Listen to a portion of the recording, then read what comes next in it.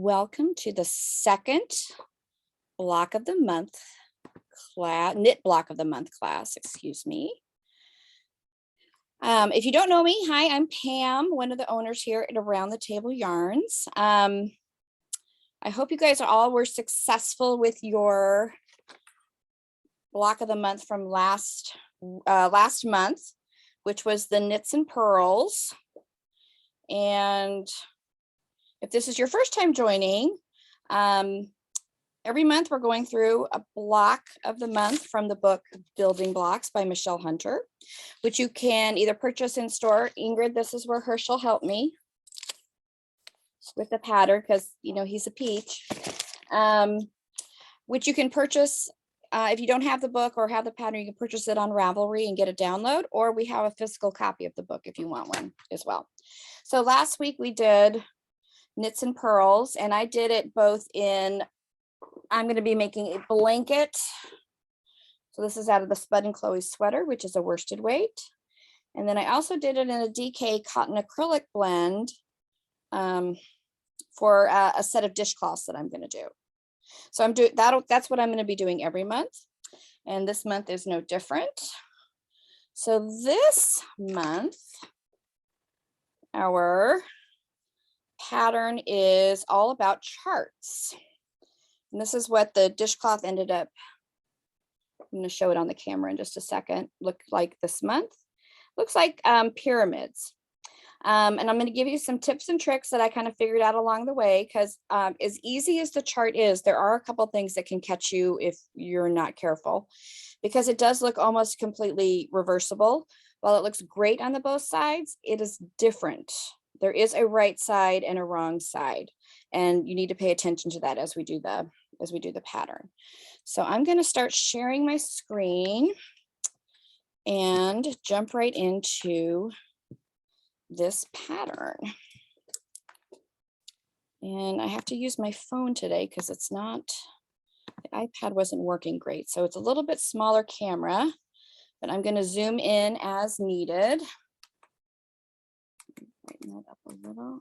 That's good. Okay. So this is the, let's zoom out just this is the dishcloth version. And I'm hoping you can see. Are you able to see the detail on there enough? Let's zoom in a little. There we go. Okay. This pattern starts the same way our last one did, which is, I believe it is 5 or 6 rows. I'm going to get the pattern out of seed stitch. It also has seed stitch border, and then it continues in seed stitch. So if you want to work, we had people in person in class this morning who figured out ahead of time, which is something I was going to mention. If you want to work on it during class or practice, and as the squares get a little bit harder, you might want to, when you come to class, if you want to have that beginning seed stitch done, then you'll be ready to go right into the pattern, because every block will start with that beginning seed stitch border. Kim, one of our wonderful employees, is doing this, and she's doing hers in strips. So where she finished the last block, she did not bind off. She just changed colors and is continuing on. So she laid hers out ahead of time, so she knows what color she wants each block, and she'll end up having strips, and she'll only have seaming to do between the strips. So that is another option if you are thinking ahead and you're going to be wanting to put it together as a blanket. It's fewer ends to weave in, and it is an option. Or if you're doing it all in one color, it's a great option, because then you don't even have to worry about it. So that's that. So let's get to the pattern in my nicely torn up book. Okay, so charts. If you'll notice, there are we've got our bottom border where we cast on the same 48 stitches. We do seed stitch for a total of 6 rows. The body of the pattern doesn't tell you a row by row description. It tells you, it refers you to the chart. So you have a couple of options here. The goal is to teach you how to read a chart, which is what we're going to do a quick tutorial on here. If you really are against charts, you could write out, we could read the chart and you could write out row by row directions, but I don't think you need to. So I really want you to try the chart if you've never done charts. So let's look at the chart. Okay, let me move it up a little. There we go. Okay, so this chart is, let me get something to point with. This chart is a 10 stitch repeat. So these are the 10 stitches you're going to repeat across your block, just like we had the last time. It was a 10 stitch repeat. And this repeat has 8 rows. And if you'll notice, the numbers of each rows are written at the end, but they're written at opposite ends. And this is to show you which side is your right side and which side is your wrong side. So your right side row, row 1 is a right side row, works across from right to left, just as if you were knitting, the same direction as you're knitting. Your wrong side row, because they can't show you physically turning this over. Can you hold on one second? UPS is here.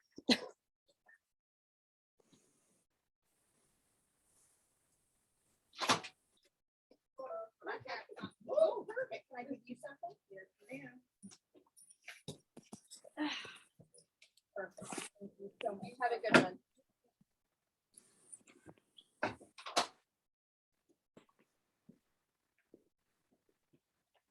You just never know what's going to happen at Around the Table Yarns. Okay, so let's go back to the chart. Your right side row starts here with row 1 and you work across. This chart can't show you that you're flipping your work over to work the other side. The way they do that is that they show you row 2 starts on the left-hand side and you work across to the right. So rows 1, 3, 5, and 7 are your right side rows. 2, 4, 6, and 8 are your wrong side rows. Okay, and I'll show you that as we work the pattern here in just a second. Your key to your chart is right below. The white box, if it's on a right side row or an odd numbered row, you're going to knit it. If you're on a wrong side row, you're going to purl it. If it's a box with a dot in it, on the right side row, you're going to purl it. And if it's on the wrong side row, you're going to knit it. Okay. So I'm just going to walk through what you're going to do, and then I'm going to show you in the actual knitting. Like I said, this is a 10 stitch repeat. Highly recommend using stitch markers to break up the repeats. Let me show you that real quick. Zoom out. So I put a stitch marker after my 4 stitches for my border, and then I have stitch markers every 10 stitches. And if you wanted to make this bigger, you could add repeats of 10 stitches. And then I have a stitch marker for the last 4 stitches. I also have a stitch marker that only sticks out on the right side so that I know which side is my right side and my wrong side. All right, so we're going to come back to that in just a second. All right, zooming in. So for this chart, the first stitch, because it's a right side row and it's in the white box, is a knit. The next 8 stitches are all purls. The 10th stitch is a knit. And then you repeat that all the way across. So knit 1, purl 8, knit 1, knit 1, purl 8, knit 1, all the way across your square. When you get to the end of the row and you turn your work over, you do your 4 stitches for your border, and then you do row 2.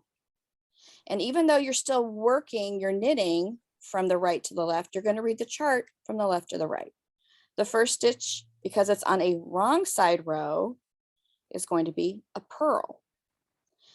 Then you're going to knit 8 stitches and purl the 10th stitch. Okay, and then you would move to row 3, read it from right to left, row 4, read it, I'm sorry, from right to left, read this from left to right, going across. So let's put that into action. Does anybody have any questions so far? Okay.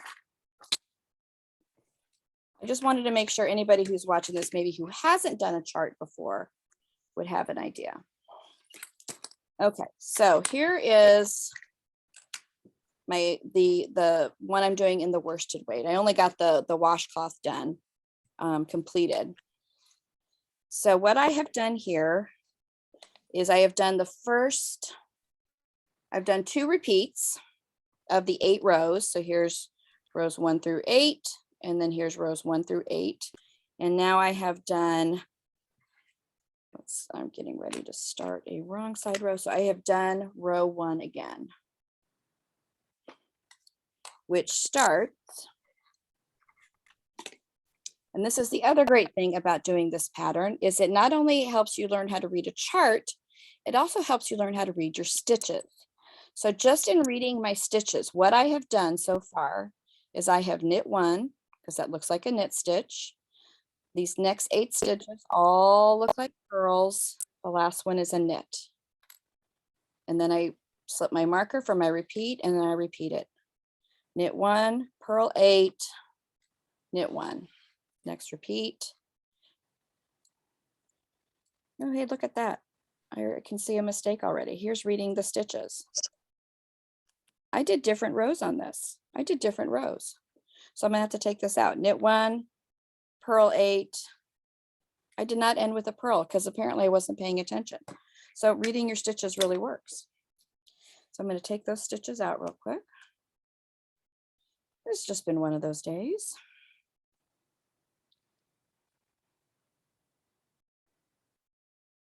And I'll get back to,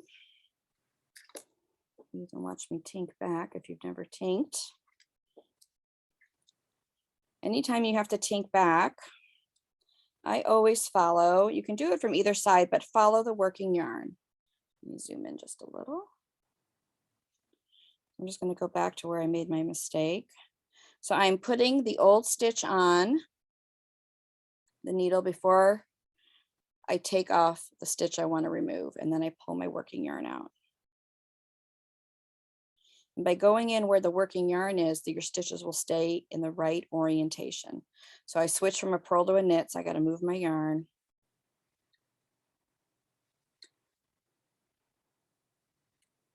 Move my yarn. Apparently I moved my marker as to what row I was on my chart. Okay, slip my marker. Okay, so now let's get back. So this should have been knit 1, purl 8, 1, 2, 3, 4, 5, 6, 7, 8, and then knit the last stitch. And repeat. Knit 1, purl 8 stitches. 1, 2, 3, 4. I'm using, somebody asked last time, I'm using the Prim needles that have this little bulb tip.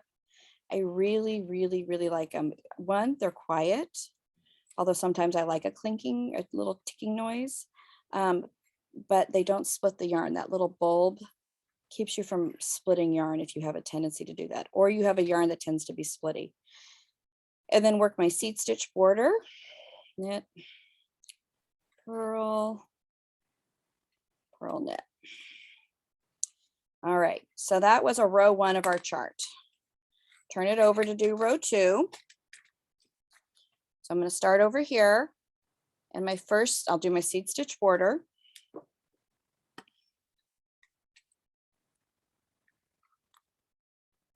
Which is always, purl your knits and knit your purls. Another way to read your stitches. When you're doing seed stitch, this looks like a knit stitch, so that means I need to purl it. And the reverse. All right, and now my repeat. So my first stitch, according to my chart, should be on the wrong side. The white box means that it's a purl. And the great thing about this chart, and let me zoom in, is it allows you to read your stitches. Because if I look at my first stitch from the reverse, it does look like a purl. So on this repeat, I'm going to purl my purls and I'm going to knit my knits. Because on the reverse of the purl stitch is the knit stitch. So purl the first one. So I don't even have to look at the chart. I just have to follow my knitting. Purl, then knit 8. If it looks like a knit, knit it. If it looks like a purl, purl it. Which makes this nice for TV knitting.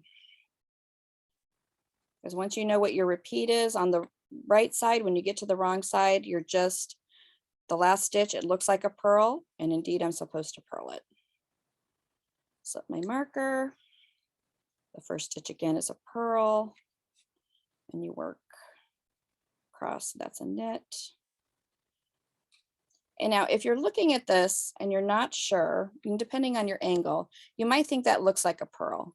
But if I pull that down right below the needle, those are actually knit stitches, because you should see the 2 legs of the V right beneath the needle, all the way across until the last one, which is definitely a purl bump right there. So let's knit those. And what this gives you, as you work across, knit, knit, and purl. I'm going to just do the first stitch and flip it over. Is it gives you 2 rows that are identical. So it looks like I have purls on top of purls and knits on top of knits, which is exactly what it looks like in our chart. The first 2 rows are identical. We have knits on top of knits and purls on top of purls. So now I would be on row 3. It's a right side row. So the white box means that I knit. I'm going to knit 2 stitches this time, and I'm going to purl 6, and then I'm going to knit 2, and that's going to be my repeat across. And then when I get to the reverse, the back side, I'm just going to work. So you have to pay attention on the right side because it's changing my pattern a little bit. So I knit 1, now I have to knit 2, and then I purl across. So I purl 6. And then knit the last 2.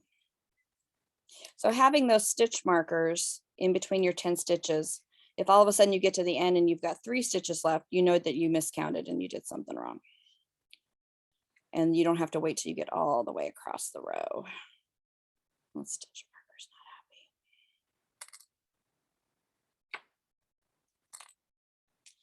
not happy. Oops. 2, 4, 6, 8. That's only 9. So I already miscounted. Like I said, it's one of those days. So purl, or knit 2, and then purl 1, 2, 3, 4, 5. This one should be a purl. Take it back. Knit the last 2. Okay. And then when I turn around to go back, I will read my stitches again. I will knit my knits and purl my purls. Get that straightened out. So the first 2 are purls and the others are knits. And by repeating this all the way across, let me show you the finished one. And I kept my marker on for the right side. So here we've got our border, obviously. We had a knit 1, and then we had a purl 8 and a knit 1. And then we came back and we did the reverse. And then we had a knit 2 and a purl 6 and the reverse coming back. Then you have a knit 3 and a purl 4 and a knit 4 coming back the same thing. And then you have a knit 4, purl 2, knit 4, and the reverse coming back. So you get these little pyramids. And while they, if you look, the pyramid is, I'm sorry, it just froze. Hold on. Oh, my camera froze. Hold on. Now you know my password. Okay. There we go. If I were to flip this square over, it would not look like a triangle of purls. It would look like a triangle of knits because it's the reverse. So it makes a nice reversible cloth. But if you put this down in the middle and you don't know if you've done a right side or a wrong side row, it can be confusing. Keep a marker on the right side to help you keep track of what side you're on. Okay, I'm going to stop sharing that for a second. Are there any questions on that square? I think it's pretty easy, especially if you've done any sort of chart reading. This is a pretty basic chart. If you've never done chart reading, this is a nice way to start. How many stitches on the whole needle? I mean, total. 48 stitches. The pattern has you do 48 stitches and then work across. And you have 4 stitches for your border on each end of the border. And then you have the 10 stitch repeat 4 times. Okay, 48 for borders each side and 10 stitch repeat. Yep. Ready. Yeah, it makes a really pretty design, I think. It's So nice. I'm liking it in both my weights here. I think it'll be it's nice and squishy. It'll make a nice dishcloth. It'll make a nice baby blanket square. So, but I'm going to keep my stitch marker there because when I'm putting them all together, I want to make sure I remember what the right side and the wrong side is. Some of the squares as we go on have obvious right sides and wrong sides. So far, the 2 that we have done do not have obvious. They are pretty much interchangeable, right side and wrong side. Are there any other questions? Yeah. How many rows of borders from the top and the bottom? 6. 6 rows on each. Mm-hmm. Yeah. And then into the pattern. All righty then. Thank you. You're welcome. It does. I think it makes a nice, block. Anybody else have questions today? One more. How many rows from bottom to top? You do the repeat 7 times. So 8 times 7. So you end up with 7 pyramids. Takes you across. Okay. All right. Yeah. So next week, or next month's square, I should say, will definitely have a right side and a wrong side because it's got a bobble that will be on the right side. So, and it's a little bit more advanced and, but not at all hard. And we'll be here to help you do it too. Stop